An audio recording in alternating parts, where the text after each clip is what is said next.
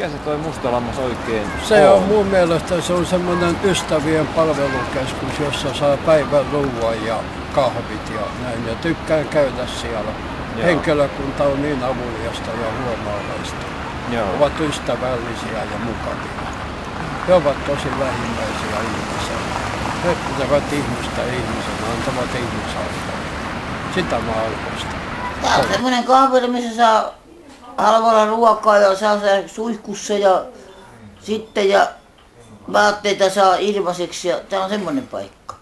Joo. Ei tää on mikään paha paikka. Täällä lehdessä ilmoitetaan, että tulkaa ruokaa ja saa halvaa ruokaa ja saa rauhassa ruokaa, ei tarvi kahvilla kalliita ruokia ostaa. Tää on semmonen. Mä oon ollut nyt 17 vuotta kuivilla.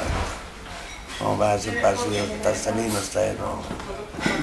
Mutta tämä on tukea tämä systeemi, tämä Mustalammas ja Raittiuttakin. Ne on pitänyt musta hyvää huolta. Ovat käyneet meillä kotonakin muutaman kerran. Kyllä. Ja sitä mä arvostan, että he huolehtii. He ei jätä hunnimella ketään. He antavat ihmiselle ihmisarvoa. Näin on. Se on hieno asia. No, tämä on hieno paikka.